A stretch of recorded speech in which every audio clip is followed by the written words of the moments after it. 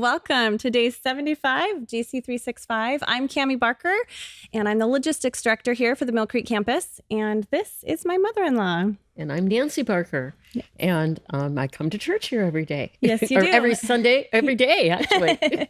Yes. And you are a faithful follower of GC365. She started watching it when it was the morning encouragement with the pastors. And you often will see your name in the comments. She says good morning to everybody. She's great at that. So trying to put a face to the name and also introduce my mother-in-law. So tell us where you're from. People don't know where you're from. Well, I grew up in Michigan, and that's where my sister, who follows on 365 and morning worship. Hi, Brenda. My family, my brothers and sisters are all still there. Mm-hmm. We moved to the West Coast in 1972. Nice. So you've been Oregon and Washington ever since. So yes, good. We have. Welcome here. Welcome here. We're going to start in Numbers 24 and 25 in the Old Testament. And you've heard the last couple days about Balaam. We had troubles with the name. If you're wondering how to pronounce it, it's Balaam. And I only know that because I listen to the audio version of the Bible every day, so I knew how to say it. But Balaam and Balak have this thing going on where Balak's the king and he's saying, come, curse these Israelites, bless us. You know, we want to hear from this prophet. And Balaam had quite a trek to get there, but he starts sharing messages and he's not actually cursing the Israelites because God gave him a message. He followed. He was loyal to God, and he knew that this is what he had to do. Right. And he said, I'm not going to do anything different than what the Lord tells me to do. Yep. And the Lord was very clear, and it was many blessings over the Israelites, right? Yes. Yeah. Yes. And this is the same Balaam who God made a donkey talk to him, and he got to see angels. And if he has any doubts as to whether or not he's hearing from the Lord, I think all that was wiped out, and he's very faithful to what he has to say for the Lord.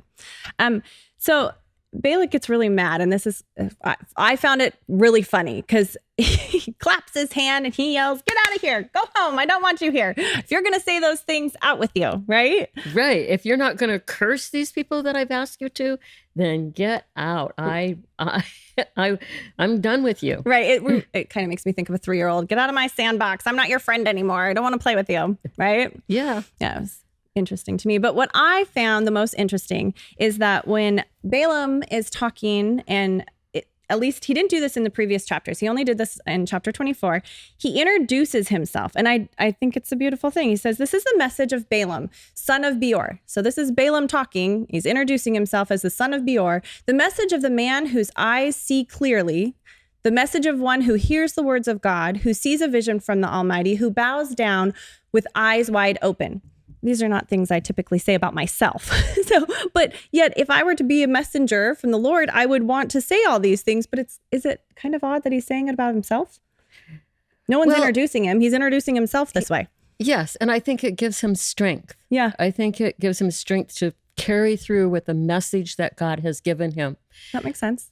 And what's interesting to me is that he says it twice. He not only says it in verse 3 and 4, but again, in the next message he gives, in the final one that we know of, in verse 15. And it's just interesting to me that it's like, okay, if I say this, then maybe they'll believe me. Maybe they'll know for sure that this is from the Lord. I thought that was interesting. And then we move into chapter 25 in Numbers. And we were talking earlier about this, and it's just kind of interesting. Well, one, there's a guy named Phineas, and anyone who's a Phineas and Ferb fan knows how fun that word is to say, and that character is on that cartoon. My household is a fan of Phineas and Ferb. We still watch it even though we have teenagers. But tell us about Phineas. Well, Phineas was, he was following the Lord also. Mm-hmm. And he knew that he had to be the strength for his people. And they were letting other women were coming in to be with these men. And when other women are coming in, they're bringing other gods, and God's going, nope, this doesn't work. And God is getting very mad at the Israelites for bringing these women in. And they were destroying the Israelites. Right. And that was the main thing, is that they were making them to worship their gods. And of course, the Lord didn't like that, and he was going to destroy the Israelites. Right, and so in one foul swoop, Phineas saves them. He does. He does. He goes and he takes a spear. Let me go to that chapter really quick. So I'm looking up on my 1-year Bible app on my phone, and it says, Phineas thrust the spear all the way through the man's body and into the woman's stomach. So the plague against the Israelites was stopped because God had gotten so mad he'd given a plague to the Israelites. It had already killed 24,000 people. And here's Phineas like, oh no, we are not doing this. Yeah. We're taking this out. Yes. And he was again, it was a faithful servant. He knew that he had to follow the Lord. He had to follow whatever what the Lord had told him. Yes. And so I think in our lives, it gives us an example of that's what we need to do. When God tells us to do something, follow it. Don't shy away from it. Be zealous. Yes. Follow Phineas. Maybe not sparing people, but at least not for us today. Exactly. Be zealous. Yes. Be zealous. Okay, so we move into the New Testament, and we're again in Numbers. It was a lot of just stuff, people following what the Lord had told them to do, and so then we go into Luke. We start out. It's chapter 2, so it's the third. Right? Matthew, Mark, Luke. We're in the third gospel. And so this is another story of Christ's ministry from birth to death, but from Luke's perspective. And so we've heard this. We've heard it in Matthew and Mark, and now we're hearing it in Luke, and it's the birth of Jesus. So we're very familiar with this. We're very familiar. Everyone knows about the birth. And to us, it's a wondrous thing. Yeah. Miraculous. Yes, we think of, oh, wow, the birth of Jesus. This is it, Right.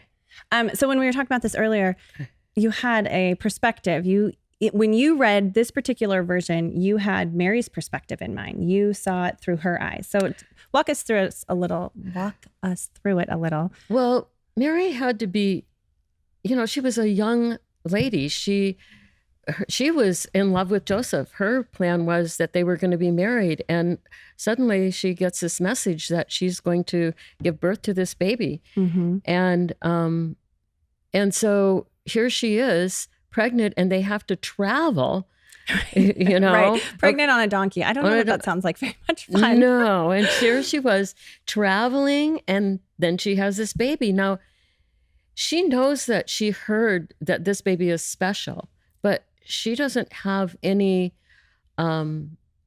confirmation of that. Right. There's got to be doubt playing. No matter what you go through, there's doubt kind of playing in the back of your head a little. No matter what, if you're here, Balaam obviously had it, or his donkey wouldn't have had to stop him. So exactly. I'm sure Mary was like, right, that was from the Lord. Joseph, you remember you had that? Yeah, I'm pretty sure we're hearing from the Lord here. Yeah. Yes. And here we are. And now we're having this baby on the road. In a barn. We're in a barn, and the baby's in a stable. Yeah. Yeah. No, absolutely. So, but then I think the confirmation comes.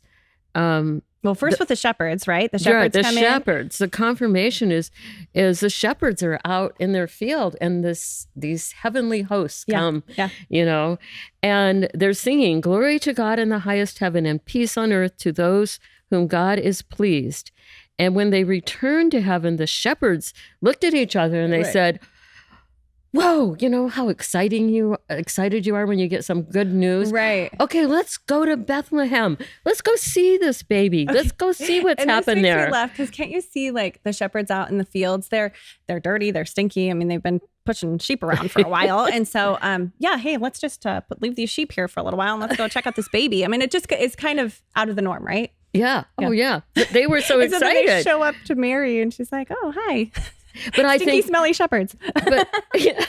but that's kind of her confirmation, or their confirmation. Least, another one. One of the confirmations. Mm-hmm. Absolutely. The shepherds come. Whoa, and they heard about it from these angels. Oh, right. Okay. In Mary's mind, right.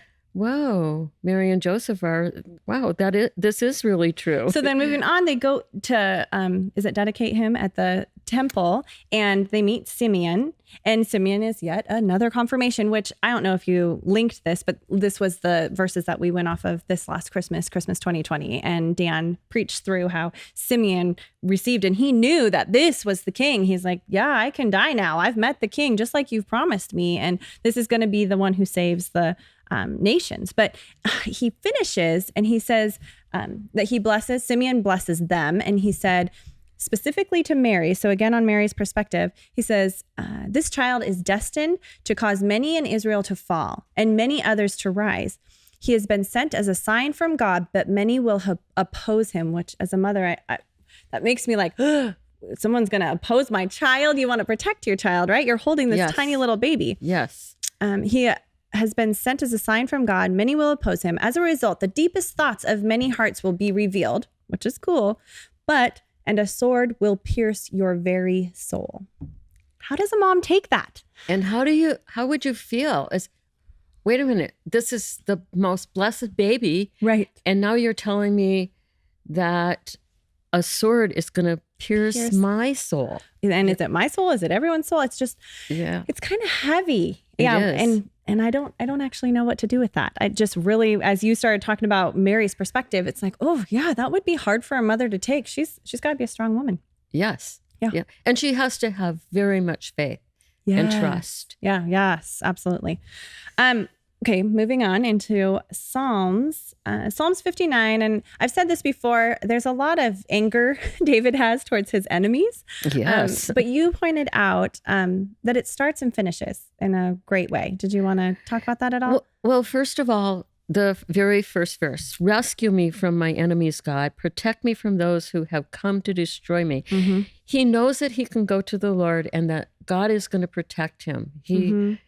And throughout this chapter, he refers to that. Yeah. It's rescue me. Yes. And then there's a little bit of anger. Enemies, destroy them, can't stand them. But he concludes, and he's recognizing he's frustrated with all these people. But then he ends with, "Oh, my strength to you, I sing praises. For you, O God, are my refuge, the God who shows me unfailing love." And that's what I think we all have to take from this, is that we have to remember that God is our strength and our refuge. Mm-hmm. And no matter what situation we come upon, that God will give us strength and will rescue us. Yep, that's good. I like it. It's very encouraging.